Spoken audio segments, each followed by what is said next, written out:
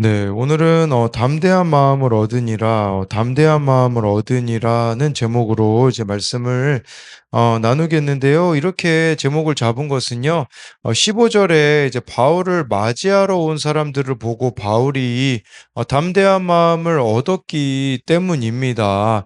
예, 그러니까 이 사람들은 믿는 사람들이었거든요. 그러니까 믿는 사람들이 믿음으로 살아가는 것은요, 누군가에게는 담대한 마음을 얻게 한다라는 것이겠죠. 여러분, 그렇기 때문에 이제 동시에 나 또한 누군가에게 담대한 마음을 얻을 수 있게 하는 존재가 되어야 하는 것이겠죠. 정말 오늘 말씀을 내가 이렇게 적용하면서 살아가는 자가 된다는 거, 그게 바로 누군가에게는 담대한 마음을 얻게 하는 것이라고 할 수가 있습니다. 그래서 오늘은 이 담대한 마음을 얻으려면 어떻게 해야 할지 나눌 텐데요. 첫 번째로는요, 담대한 마음을 얻으려면 믿음의 지체들이 필요합니다. 11절부터 13절인데요.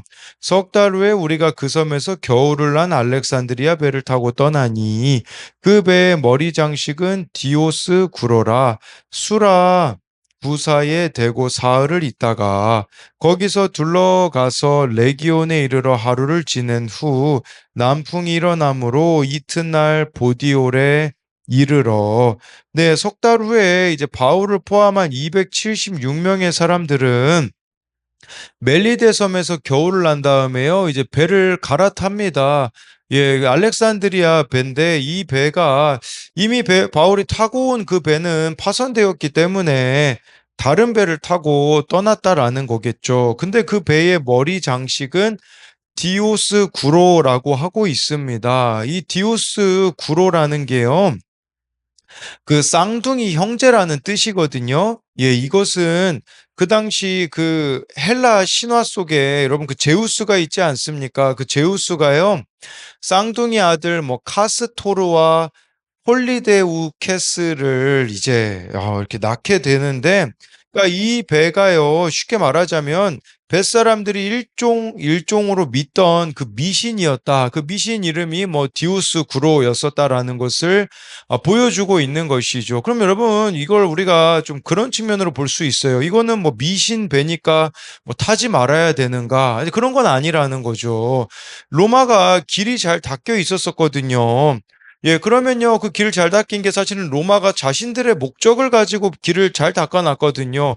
그러면 우리는 어떻게 생각해야 되냐? 이걸 어떻게 복음을 위해서 잘 활용할 수 있는가? 이런 생각을 좀 하면 되는 거겠죠. 뭐 이거 배 머리 장식이 디오스 구로이기 때문에 나는 탈 수 없다. 그게 아니라, 이렇게 복음을 위하여서 이런 것들도 잘 사용할 수 있다라는 측면으로 보자라는 겁니다. 뭐 지금 이 시대 같은 경우는 뭐 인스타그램이라는 뭐 SNS라는 것이 있습니다. 그것이 세상 사람들은 자기를 증명하고 드러내기 위하여서 사용합니다. 근데 우리들은 그것을 또 잘 사용하기 할 수도 있는 거겠죠. 자기 자랑이 아니라 그것을 통하여서 하나님을 자랑할 수 있다면, 그러니까 그런 관점으로 또 우리가 이런 것들을 사용할 수 있다라는 것을 설명을 드리는 것이죠.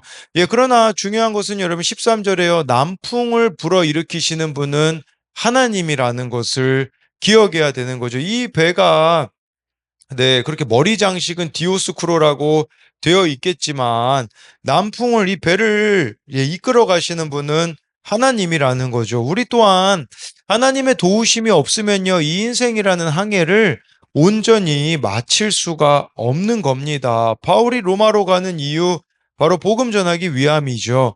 그런 관점으로 보자면 우리는 하나님의 도우심 없이는 영혼 구원의 사명을 감당할 수가 없습니다.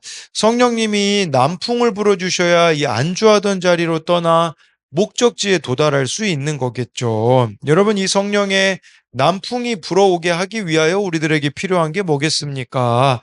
즉, 날마다 이렇게 말씀을 묵상하며 내 생각을 내려놓고 하나님의 때를 분별할 때, 이렇게 우리가 성령의 도우심으로 사명을 감당할 수가 있는 것이죠. 14절 15절에요. 거기서 형제들을 만나 그들의 청함을 받아 이레를 함께 머무니라. 그래서 우리는 이와 같이 로마로 가니라. 그곳 형제들이 우리 소식을 듣고 아비오 광장과 트레이스 타베르네까지 맞으러 오니 바울이 그들을 보고 하나님께 감사하고 담대한 마음을 얻으니라라고 말씀해 주고 있는데요. 네, 여기서 이제 좀 우리가 봐야 되는 것들이 있어요. 제가 뭐 지도를 좀 이렇게 가지고 왔는데, 이 지도를 좀 보게 되어지면요. 지금 바울이 이제 가야 되는 곳은 지금 바울이 여기가 지금 보디올이라는 곳이거든요. 네, 그래서 이제 배를 타고 보디올 여기서부터는 이제 배를 타고 가는 게 아닙니다. 이제 걸어서 가야 되는 거거든요. 그래서 여기 보디올부터는 로마까지는요. 약 220km가 이제 걸어가는 길이었어요. 이제 배 타는 건 끝났다라는 뜻이거든요. 예, 근데 이 보디올에 지금 믿음의 형제들이 바울을 마중 나와 있었다라는 거겠죠. 그래서 이들의 청함을 받아서 바울이 이 믿음의 형제들하고 일에 즉 7일 동안 함께 머물렀다라고 말씀해 주고 있어요. 그러면 이렇게 7일 동안 머물려면요. 허락해 준 사람이 누구냐? 이 바울 지금 호송 책임자인 백부장 율리오였거든요. 여러분 이 일주일이라는 시간은 적은 시간이 아닙니다. 그런데 이 백부장이 바울에게 마지막 선물과 같은 그 시간을 허락해 주었다라는 것을 말씀해 주고 있는 것이겠죠. 그랬을 때 이들과 이렇게 일주일 동안 바울이 시간을 보내게 되어지는데 15절에 보니까요. 그곳 형제들이 우리 소식을 듣고 맞으러 왔다. 이 맞으러 왔다라는 게요. 원어로 보면 무슨 뜻이냐면 당시에는 이럴 때 쓰였다고 합니다. 여러분 그 개선 장군 있잖아요. 전쟁에서 승리한 장군을 맞아들일 때 쓰였던 단어거든요. 그럼 이게 뭘 의미하냐? 믿음의 형제들의 눈에 보기에는 바울이 개선 장군처럼 보였다라는 것이죠. 근데 여러분 세상의 눈으로 보면 바울은 어떤 사람으로 보입니까? 실패자로 보이죠. 왜냐하면 지금 죄수로 쇠사슬을 차고 가고 있기 때문에 세상 사람들이 보기에는 개선 장군이 아니었던 거죠. 근데 이들은 여기서 말하는 형제들은 예수님을 믿는 자들이었거든요. 이들의 눈에는 바울이 개선 장군처럼 보였다라는 거죠. 모든 영적 전쟁을 승리하고 돌아오는 자로 맞이하고 있었다라는 거죠. 여러분 여기서 우리가 생각해 봐야 되는 것은요. 여러분들이 무엇에 관심이 있느냐에 따라서 그 가치가 달라지거든요. 이 믿음의 형제들에게는 예수 그리스도가 최고의 가치이기 때문에 사명을 따라가고 있는 바울의 삶이 개선 장군처럼 보이는 것이겠죠. 그런데 세상의 관점으로 이 바울의 인생을 보면 되어지는 것이 없어 보이는 것과 같다라고 할 수가 있어요. 또 15절에 바울 또한 그들을 보고 하나님께 감사하고 담대한 마음을 얻었다고 하는데요. 여러분 어떤 자들을 통해서 담대한 마음을 우리가 얻을 수 있을까요? 하나님께 또 감사할 수 있고요. 그것은 힘들지만 십자가 지는 적용을 하는 사람, 말씀대로 살아가려는 사람을 통해 하나님께 감사하며 담대한 마음을 얻게 되어지는 것이죠. 저도 그렇더라고요. 저라고 왜 이렇게 지치는 순간이 없겠습니까? 뭐, 바울도 솔직히 상당히 많이 지친 순간이겠죠. 그럴 때 저에게는요, 꼭 담대한 마음을 얻게 해주는 그 지체 한 명이 꼭 있더라고요. 그 지체에 이런 나눔을 통해 제가 또 살아남을 경험하게 되어지더라고요. 여러분 마찬가지로 내가 오늘 말씀대로 살아가는 거 십자가 지는 적용을 하는 그것이 누군가에겐 하나님께 감사하고 담대한 마음을 얻을 수 있는 통로가 되기 때문에 나 하나쯤이야 라는 생각을 여러분들이 하지 마시고 정말 이렇게 같이 말씀을 나누며 가야 합니다. 그래서 이것에 대한 두 가지 적용은요. 요즘 나는 하나님의 때를 기다리고 있습니까? 내 뜻대로 서두르진 않습니까? 이것은요, 바울이 로마에 가는데 뭐 여러 가지로 자꾸 지체되어지는 것 같아 보이거든요. 그런데 중요한 것은 바울이 하나님의 때를 따라 순종하며 이 길을 갔다라는 거, 우리들에게도 필요한 것이요. 얼마나 빨리 가느냐가 중요한 게 아닙니다. 얼마나 성령님의 인도하심을 따라가느냐가 중요하다라는 것이고요. 또 한 가지는요. 나에게 담대함을 주는 믿음의 지체들은 누구입니까? 반대로 내가 담대함을 주어야 할 사람은 누구입니까? 바울에게는 이 믿음의 사람들이 담대함을 주는 사람들이었었겠죠. 반대로 여러분 이 믿음의 형제들에게도 바울이 또 담대함을 주는 사람이 아니었겠습니까? 그러니까 바울을 개선 장군처럼 맞이하고 있는 그들의 모습을 우리가 보며 우리들이 오늘 말씀 적용하면서 살아가는 게 누군가에겐 담대함을 줄 수 있다라는 겁니다. 두 번째로는요, 담대한 마음을 얻으려면 말씀대로 믿고 살고 누린 나의 이야기를 해야 합니다. 17절부터 19절인데요.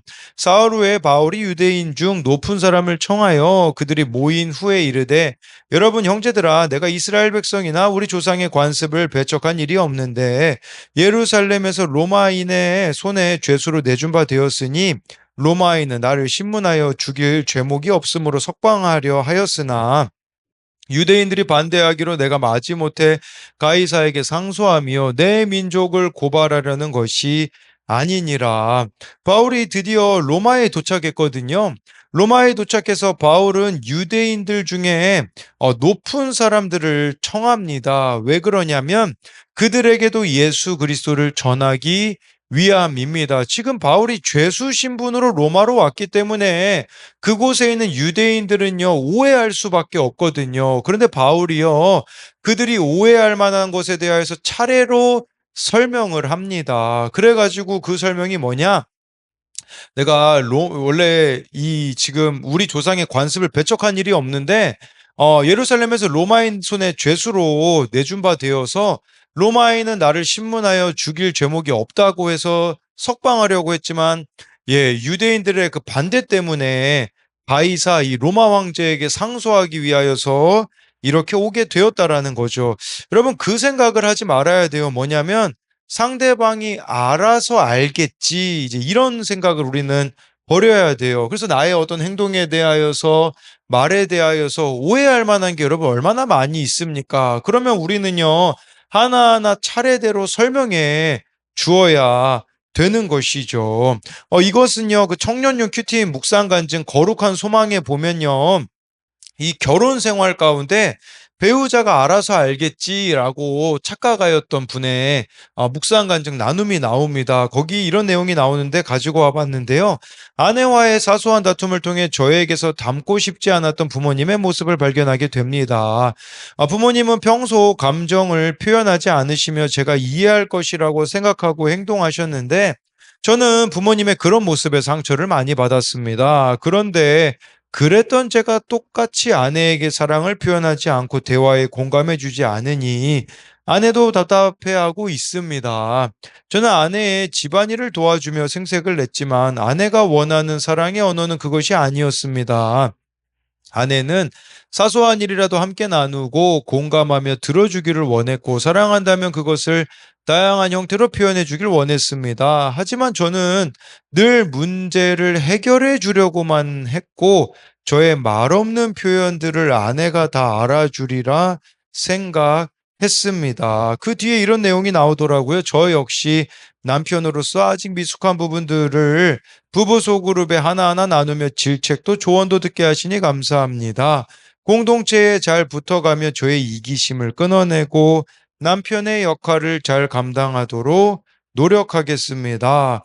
전 이 나눔 읽을 때 좀 저의 모습이 좀 보이더라고요. 저도 이렇게 공감하며 들어주기보다는 답을 내리려고 했던 모습이 너무나 많은 거죠. 어제 그 부부 구역 모임에서 어느 집사님이 딱 그 나눔을 하였거든요. 정말 이렇게 자녀와의 갈등이 있을 때 남편이 들어주기만 하였는데 그 들어줌을 통하여서 자신의 미숙한 부분을 스스로 깨닫게 되었다고 하는데 저는 그게 참 잘 안 되는 사람이다. 그래서 저도 이렇게 하나하나 차례로 설명해 주는 좀 이런 모습이 필요하다라는 생각을 좀 했습니다.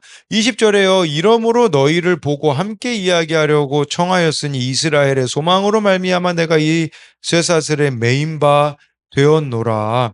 바울이요, 이 사람들에게요, 너희를 보고 함께 이야기하려고 청하였다고 합니다. 그리고요, 이들에게 참 지혜롭게 이야기를 합니다. 이들이 딱 발작 버튼 누릴 만한 단어가 있거든요. 그것은 나사렛 예수, 뭐 이런 얘기하면 유대인들 마음이 그냥 닫혀버리거든요. 그러니까 뭐라고 이야기하냐? 이스라엘의 소망으로 말미암아. 이스라엘의 소망이 누굽니까? 예수님이거든요. 예수님을 이들이 알아들을 수 있는 언어로 표현을 했다라는 것이에요. 여러분, 우리도 복음을 전할 때 상대방이 알아들을 수 있는 그 언어로, 또 말씀을 전할 때도 마찬가지예요. 나의 입장에서만 여러분들이 이야기하려고 하지 마시고 듣는 이의 입장에서도 이해할 수 있도록, 뭐 그렇다고 여러분 타협하라는 말은 아닙니다. 왜냐하면 이스라엘 소망이 예수님을 가리키는 거기 때문에 예수님을 이 방식으로 전할 뿐이지, 사람이 무서워서 예수님을 안 전하고 있는 모습은 아니기 때문이라는 거죠. 우리가 그래서 이 부활하신 예수님에 대한 소망이 있을 때 바울이 어떻게 합니까? 내가 이 쇠사슬에 메인바 되었노라. 예, 부활하신 예수님에 대한 소망이 있기 때문에 쇠사슬에 메인 자신의 처지를 바울은 부끄러워하지 않았다라는 것이죠. 근데 놀랍게도 여러분, 여기 메인바 되었다, 이 메이다라는 단어가 또 쓰인 곳이 있거든요. 히브리서 5장 2절에 쓰였습니다. 그 말씀을 가지고 왔는데, 그가 무식하고 미혹한 자를 능히 용납할 수 있는 것도 자기도 연약에 휩싸여 있음이라. 여러분, 여기서 말하는 그는 예수님입니다. 예수님이 무식하고 미혹한 자를 용납할 수 있었던 것은 자기가 연약함에 휩싸여 있다, 매여 있었기 때문이라는 거거든요. 예수님이 인간의 몸을 입고 오신 거, 그게 바로 예수님의 매임 아닙니까? 아니, 하나님의 아들이었기 때문에 얼마나 자유로우실 수 있는 분입니까? 근데 그분이 인간의 몸을 입고 온 것은요, 왜 그러하였다고 나오냐? 무식하고 미혹한 자를 용납하기 위함이었다라는 거죠. 바울도 지금 쇠사슬의 메인 이유가 뭐겠습니까? 예수님이 메인 것과 동일한 것이겠죠. 아주 쉽게 말씀드리면요, 말씀의 메인 삶을 살았기 때문이라고 할 수가 있겠죠.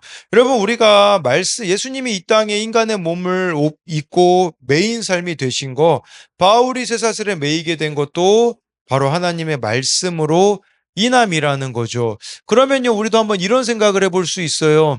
저와 여러분들이 말씀에 매인다라는 것은 뭘 말하겠습니까? 히브리서 5장 2절에 비추어 본다면, 저와 여러분들이 말씀의 매인 자로 살아가게 되면 무식하고 미혹한 자와, 자들을 용납할 수 있는 자가 되는 것이에요. 더 쉽게 말씀드리면, 예수 그리스도가 아니면 함께할 수 없는 자들과 함께하게 되어지며 그들에게 예수 그리스도를 전하는 것이겠죠. 그렇게 말씀으로 변화된 나의 출애굽 간증을 하며 내가 이렇게 말씀의 인도함을 받은 이야기를 나누며 갈 때에 그것이 구원의 이야기가 되어 그들 또한 하나님께 돌아오게 될 줄을 믿습니다. 그래서 이것에 대한 두 가지 적용은요. 현재 나는 무엇에 매여 있습니까? 그것이 부끄럽습니까? 아니면 그 안에서도 부활의 소망을 나누고 있습니까? 여러분, 우리가 말씀에 매여 있다라는 것도 설명드렸지만, 말씀의 메인자들은요, 또 각자가 다 매여 있어야 되는 자리가 있다라는 측면으로도 볼 수 있습니다. 그래서 뭐, 가정에도 매여 있어야 되고요. 예, 뭐, 학교에도 매여 있어야 되고, 여러 가지 그 매여 있는 부분들이 포함이 되겠죠. 근데 그것을 부끄러워하는지 그 안에서도 우리가 부활의 소망을 이렇게 나누고 있는가도 봐야 되고요.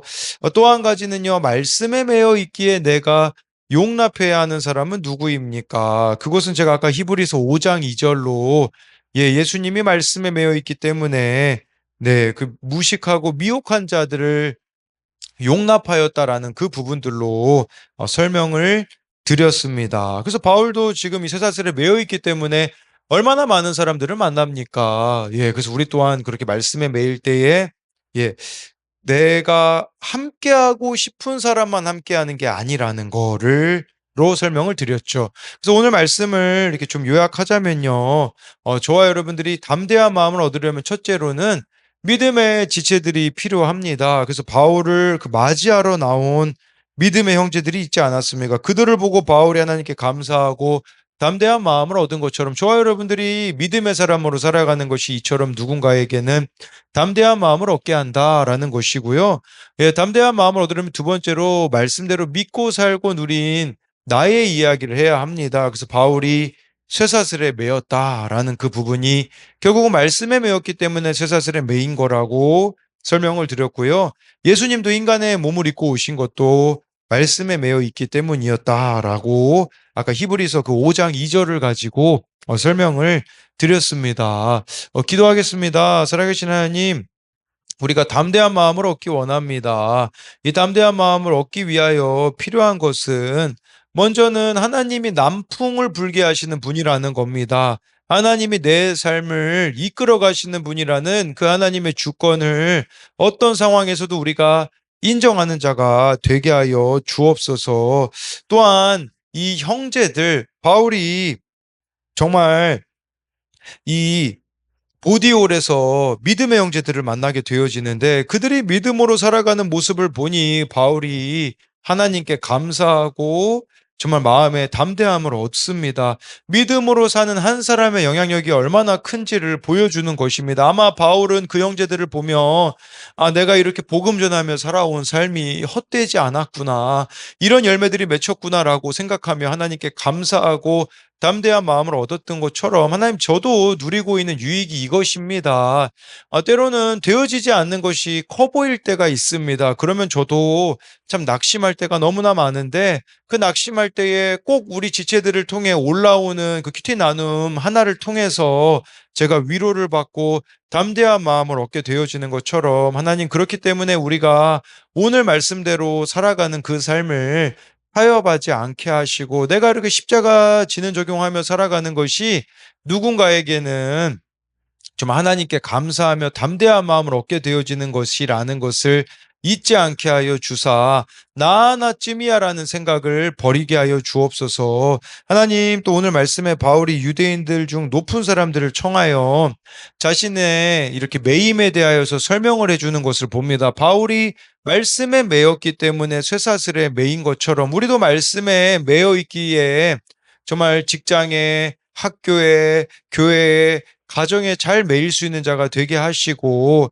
그 매인 가운데에 하나님께서 우리들의 삶에 베푸신 은혜들을 나누며 갈 수 있는 우리들이 되게 하시고 예수님이 인간의 몸으로 매여 있으심으로 말미암아 무식한 자와 미혹된 자를 용납하였다라는 그 히브리서 5장 2절 말씀처럼 우리도 말씀에 매일 때에 함께하고 싶은 사람과만 함께하는 게 아니라 함께하고 싶지 않은 자도 정말 주님이 원하시는 자라는 것을 기억함으로 그들과 함께할 수 있는 자가 되어질 수 있도록 주님 우리 가운데 은혜 베풀어 주실 것을 믿으며 살아계신 예수님 이름으로 기도드립니다. 아멘.